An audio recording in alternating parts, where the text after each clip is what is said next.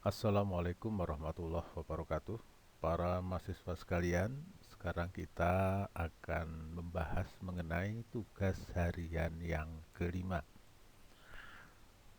Pada tugas harian yang kelima, ini membahas mengenai pewarisan di antara ahli waris golongan 3.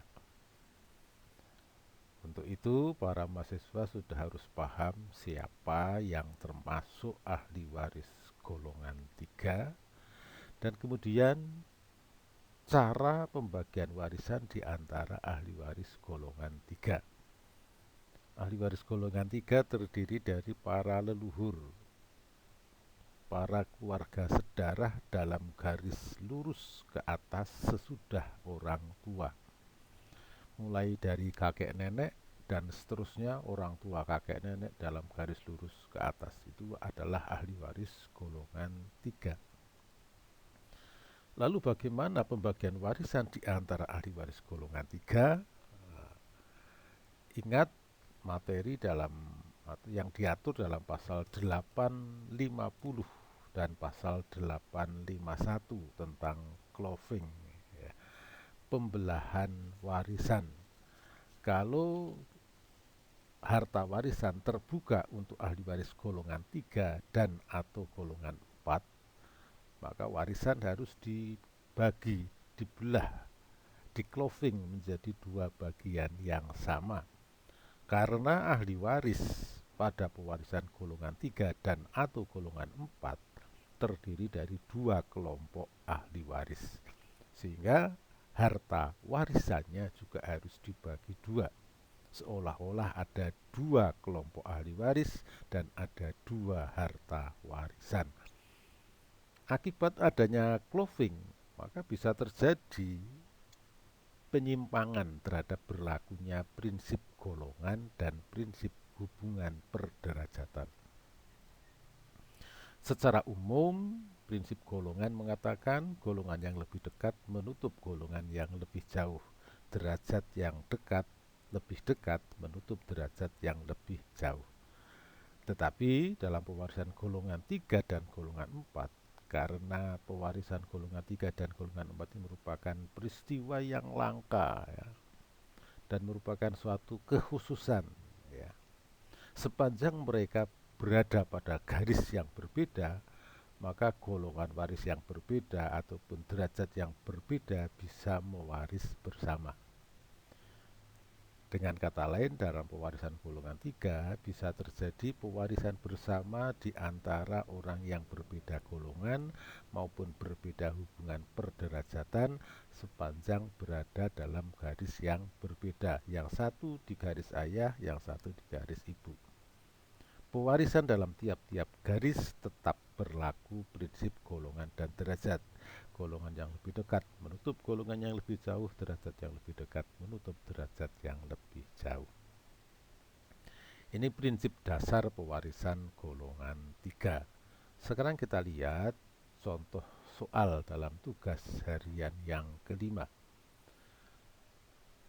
Petunjuknya, pelajari materi hukum waris mengenai pembelajaran 5 dan video pembelajaran tentang ahli waris golongan 3. Lalu kerjakan soal di bawah ini. Lihat skema di bawah ini, ya, keterangannya pewaris P meninggal dunia dengan meninggalkan keluarga sedarah. Keluarga terlihat dalam gambar skema, ya. A, B, dan D telah meninggal lebih dulu dari P dan meninggalkan harta warisan senilai 80 juta. Keluarga sedarah yang hidup dari P terdapat C, dari garis ayah ini terdapat C dan FG. Sedangkan dalam garis ibu terdapat H. Yang ditanyakan siapa ahli waris P. Untuk mengetahui siapa ahli waris seorang pewaris, pertama menggunakan prinsip golongan Yang kedua menggunakan prinsip hubungan perderajatan. Di antara C, H, F, G ada ahli waris golongan 3. Dalam garis ayah ada C, F, G. C ini golongan 3, F, G golongan 4, dan mereka berada dalam satu garis. Oleh karena itu, yang mewaris dalam garis ayah adalah C. F, G, ahli waris golongan 4 dalam garis ayah tertutup oleh C. Sedangkan dalam garis ibu yang ada adalah H, ahli waris golongan 3. Dalam hal ini derajatnya juga 3, sedangkan C ini golongan 3 derajat 2. Sehingga ahli waris P dalam garis ayah adalah C, dalam garis ibu adalah H. Pertanyaan yang B, jelaskan golongan waris dari para keluarga sedarah P sebagaimana disebutkan dalam gambar skema. Nah, untuk menjawab pertanyaan ini sebetulnya cukup disebutkan yang hidup. Kalau yang mati tidak perlu disebutkan golongan dan derajatnya ya. Kita lihat di sini C adalah ahli waris golongan 3 derajat 2, H adalah ahli waris golongan 3 derajat 3, dan FG ahli waris golongan 4 derajat 3. Lalu bagaimana pembagian warisan P? Yang pertama dilakukan cloving, karena ini adalah pembagian warisan di antara ahli waris golongan 3. Lakukan cloving, warisan sejumlah 80 dibagi 2, masing-masing 40 juta. Lalu dilakukan pembagian dalam tiap-tiap garis. Dalam garis ayah yang berhak mewaris C, mewarisi 40 juta. Dalam garis ibu ada H, juga mewaris sejumlah 40 juta. Kalau kita cermati soal ini sangat-sangat sederhana ya. Asal Anda bisa memahami tentang prinsip golongan dan hubungan perderajatan. Sekarang kita lanjutkan soal yang nomor 2. Nah, lihat skema di bawah ini. Keterangannya, pewaris meninggal dunia meninggalkan harta warisan senilai 600 juta. A dan B, ini orang tuanya P, telah meninggal lebih dulu dari P. Keluarga sedarah yang hidup terdapat CD, EFG, dan HIJ. Siapakah ahli waris P? Dalam hal ini juga harus digunakan prinsip golongan dan hubungan perderajatan. Dalam garis ayah ada CD dan EFG. Ini hampir sama dengan soal yang pertama tadi ya. Dalam garis ayah terdapat ahli waris golongan 3 dan ahli waris golongan 4. Maka yang berhak mewaris adalah CD golongan 3 dalam garis ayah. Sedangkan dalam garis ibu yang ada HIJ. HIJ ini ahli waris golongan 4 derajat 3. Nah, sehingga ahli waris P adalah dalam garis ayah CD, dalam garis ibu HIJ. Di sini terjadi pewarisan di antara orang-orang yang berbeda golongan ya. Garis ayah golongan 3, garis ibu golongan 4.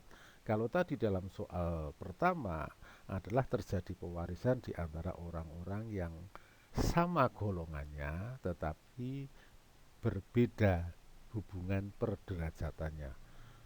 Hal itu bisa terjadi kalau mereka berada dalam garis yang berbeda.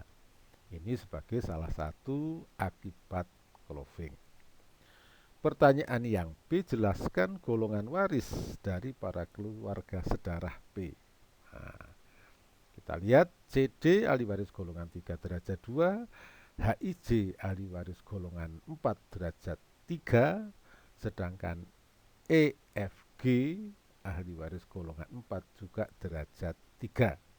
Hanya EFG tertutup hak warisnya karena dalam garis ayah ada C dan D. Lalu bagaimana pembagian warisannya? Warisan sejumlah 600 dilakukan cloving ya, masing-masing 300 juta. Lalu lakukan pembagian dalam tiap-tiap garis. Dalam garis ayah ada CD berbagi 300 sehingga masing-masing mendapatkan 150 juta. Dalam garis ibu yang berhak mewaris adalah HIJ berbagi atas 300 juta sehingga masing-masing sepertiga kali 300 sehingga masing-masing mendapatkan 100 juta. Ini pembagian warisan di antara para ahli waris. Contoh yang kedua ini juga sangat sederhana. Hanya di sini yang ingin dikemukakan untuk dipahami oleh mahasiswa bahwa dalam pewarisan golongan 3 dan atau golongan 4 dimungkinkan terjadi pewarisan bersama di antara orang-orang yang berbeda golongan atau berbeda hubungan perderajatannya sepanjang mereka berada dalam garis yang berbeda. Ini merupakan salah satu konsekuensi atau akibat adanya cloving. Sekarang kita lihat contoh jawaban mahasiswa ya, beserta nilainya. Kita lihat ini ada contoh pertama, jawaban mahasiswa ya cukup baik ini sebetulnya. Bahkan contohnya ini ya, jawaban nomor 1 menyebut ahli warisnya benar, dalam garis ayah ada C, dalam garis ibu ada H. Dia juga menyebutkan tentang golongan ahli waris, malah tidak hanya yang hidup saja, termasuk yang mati juga disebutkan ya. Hanya di sini ada penyebutan istilah yang kurang tepat ya. Di sini digunakan istilah garis keturunan. Nah, kalau kita bicara keturunan dalam bahasa hukum itu artinya garis lurus ke bawah. Padahal E, F, H, E, F, G, H ini adalah keluarga sedarah termasuk golongan 3 dan golongan 4. Golongan 4 itu dalam garis ke atas, golongan 3 garis ke atas, golongan 4 dalam garis menyimpang. Itu pun di antara saudara orang tua ya. Jadi bukan garis keturunan ya. Jadi dalam bahasa hukum harus menggunakan istilah-istilah yang tepat ya. Nanti ini bisa berbahaya ini ya.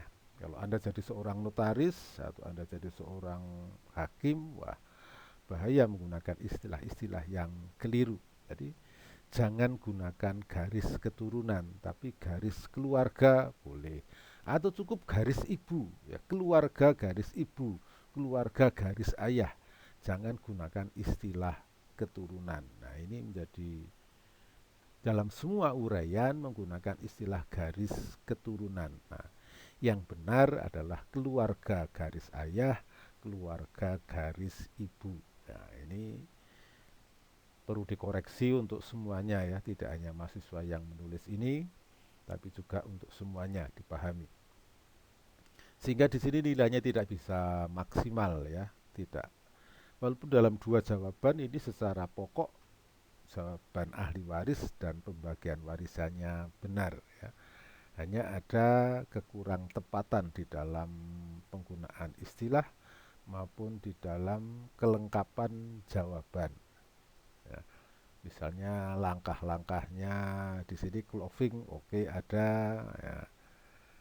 Lebih bagus lagi kalau juga menyebutkan pasal-pasal dasar hukum untuk menyelesaikan soal. Sehingga karena ini sifatnya adalah teori untuk pemahaman, mengetahui pemahaman sejauh mana pemahaman mahasiswa terhadap penguasaan materi tentang pembagian warisan. Nah, ini dalam jawaban nomor 2, ini ahli warisnya benar ya. Pembagian warisannya juga nanti akan kita lihat benar ya. Nah, ini merupakan keluarga sedarah. Ya, ini benar ya, termasuk golongan 2 ya.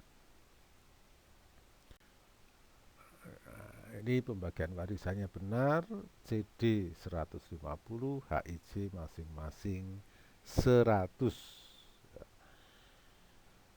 Kita lihat contoh yang kedua, ini juga jawabannya nilainya sama. Ini lebih singkat lagi di sini.